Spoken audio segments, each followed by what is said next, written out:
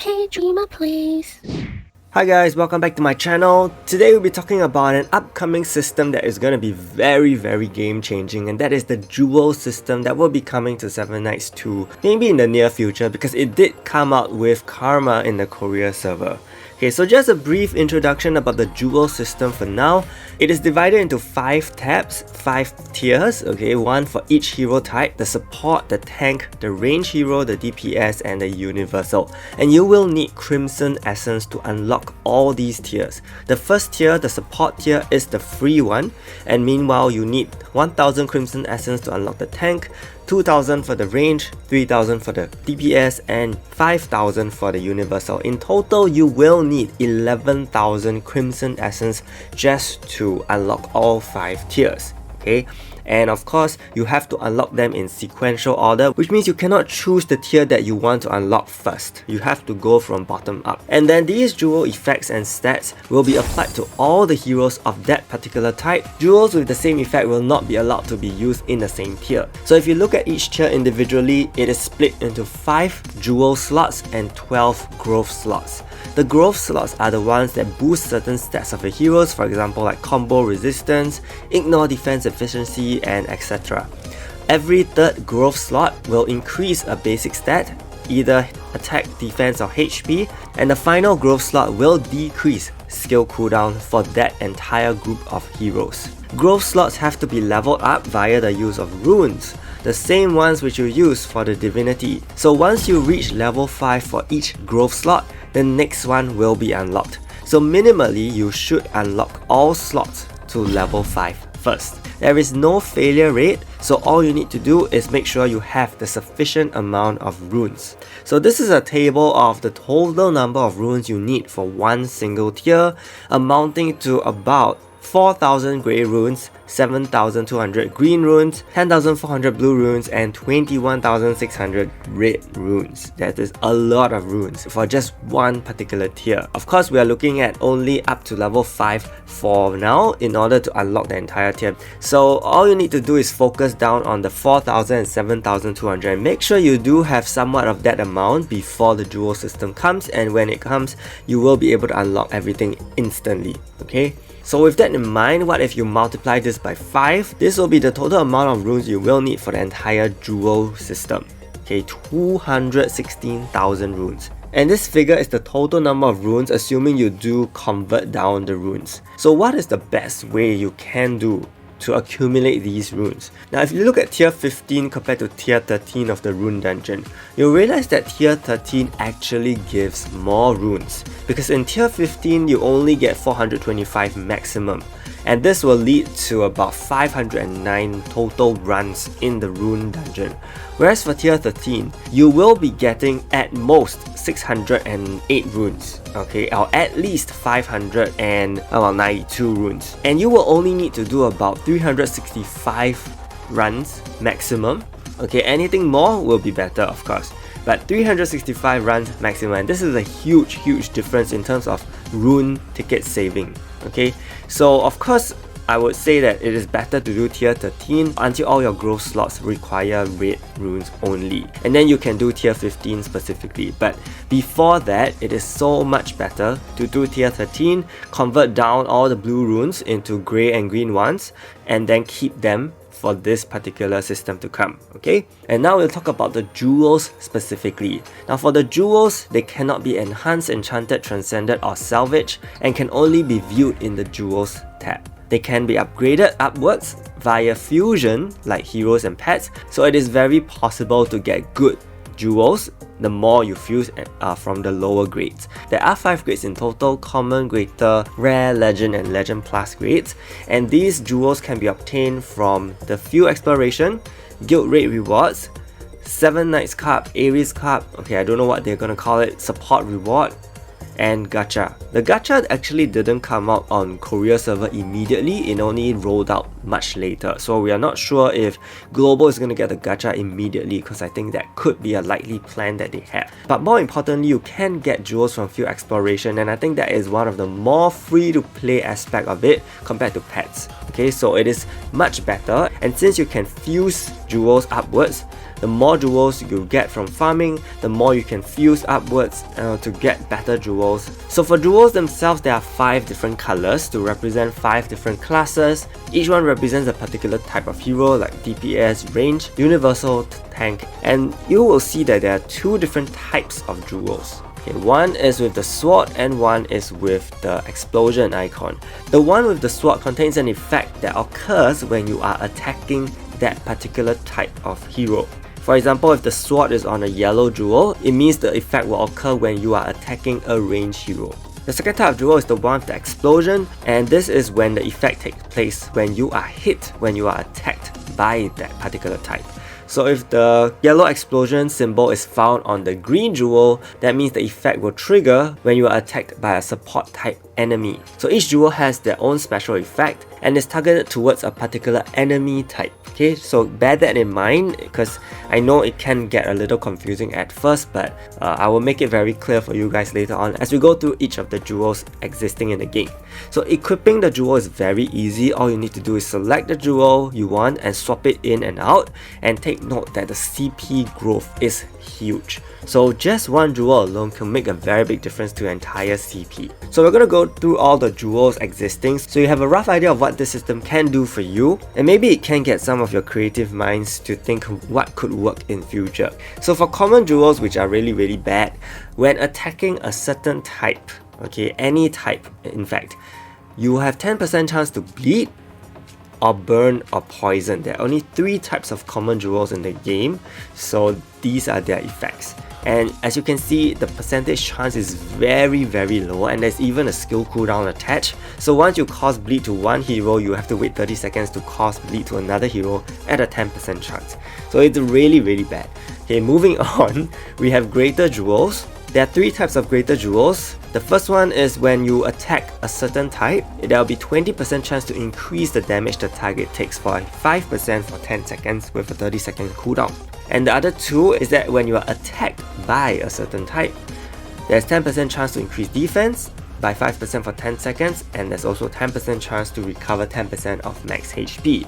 The percentages are very low here for the greater jewels, so they're not going to be recommended as well, of course, but it will be sufficient for the initial start when you start getting all these jewels. At least throw them onto your heroes for some CP. Next up, we have the rare jewels. Now for the rare jewels, they are all resistance oriented. Okay, so for the first 3, when you are attacking a certain type, you have a chance to reduce the enemy's taunt resistance, stun resistance, or shock resistance for 15 seconds. The next 6 rare jewels are when you are attacked by a certain type, you have a 15% chance to decrease a certain resistance of the enemy. So depending on who is more commonly found in the meta, you can actually tweak all these little effects so that your heroes could gain more utility in arena itself. And next up, we have the more fun legend jewels. So I'm gonna go through with you 4 that are good for offensive teams or speed teams. Okay, these are effects that take place when you attack a certain type. Okay, when you are the attacker. So the first one is when you are attacking a certain type, you have a 60% chance to decrease their block rate by 100% for 15 seconds. The second one is one that decreases enemy recovery rate by 90% with a 60% chance. The third one is that when you attack a certain type, you increase your attack by 2% for 10 seconds up to 8 times every 4 hits. Okay, there's a lot going on, but basically it's an attack increase. Okay, and the fourth one is that when you're attacking a certain type, there's 60% chance to decrease the target's defense by 30% for 15 seconds with a 20-second cooldown.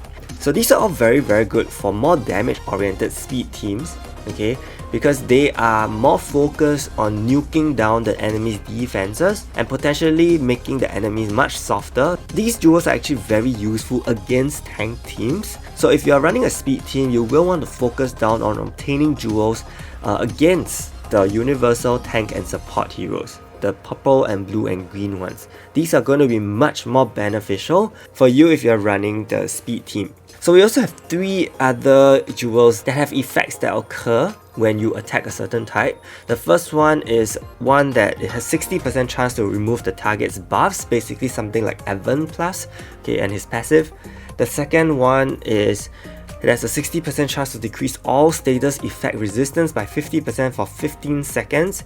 This is a very, very helpful jewel if you are running CC comps, especially dev comps. It is very enemy oriented, so you have to pick the right jewel against a particular enemy type specifically. And the third one is when attacking a certain enemy type, you will have 30% chance to deal additional damage equal to 900% of attack. And we also have another 8 legend jewels that have effects that trigger when you get attacked. The first one is a very, very, very useful one that can be used in any comp, okay? And that is when you are attacked by a certain type, you have 40% chance to be immune to debuffs for 5 seconds. And as recommended by Koreans, it is very good to pick up the universal one because universal heroes, universal enemies tend to do a lot of debuffs to you. Think about Chris, think about Ace, think about Bai Jiao in future. Okay, so the universal one is a great jewel so that when you get hit by these enemy types, you will be able to become immune to debuffs for a short period of time. Another good one is the range one because range heroes in PvP also do a lot of debuffs to you, okay, and in particular Rin, Yuri, Juju, Yonhee, right? So if you have the range jewel attached to your hero, when they're attacked by a range hero, they have a chance to be immune to debuffs and you can let the hero perform better. The third one that was recommended by Korean players is the tank one because in future, okay, not right now, but in future you will get Woyong who will be a death casting tank.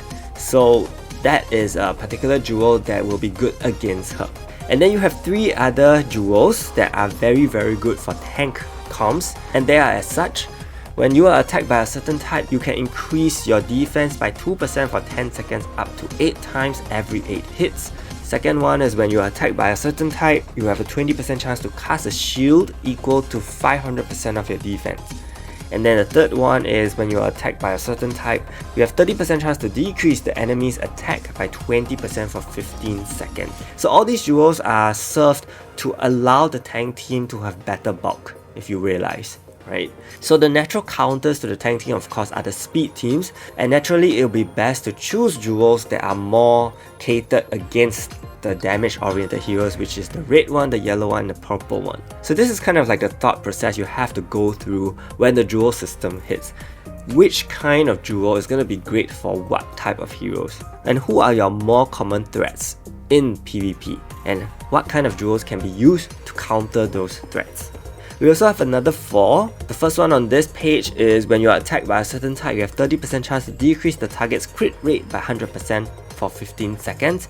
The second one is when you are attacked by a certain type, you have 20% chance to remove all debuffs on yourself. The third one is when you are attacked by a certain type, you will have 10% chance to recover 50% of your HP. The fourth one is when you are attacked by a certain type, you will be able to do counter damage and deal damage back equal to 100% of your defense. Then we have 6 Legend Plus jewels. Okay, they are very, very OP. The first one being when you are attacking a certain type, you have 100% chance to decrease the target's attack, defense, attack speed, and movement speed by 30% for 10 seconds. On top of that, Legend Plus jewels have an additional PvP stat. And for this jewel, it decreases your skill cooldown by 5%, so very, very OP. And it also only has a 20-second cooldown. So basically every 20 seconds you can be decreasing an enemy's attack defense, attack speed and movement speed by 30%. That is how crazy it can potentially be. The second one is when you're attacking a certain type, there's 20% chance to reset your entire skill cooldown. And there's a PvP increase of damage dealt by 5%. The third one is when attacking a certain type, you have 100% chance to increase debuff duration by 30%, and this is unremovable for 15 seconds, and also increase your own ultimate skill gauge by 15%.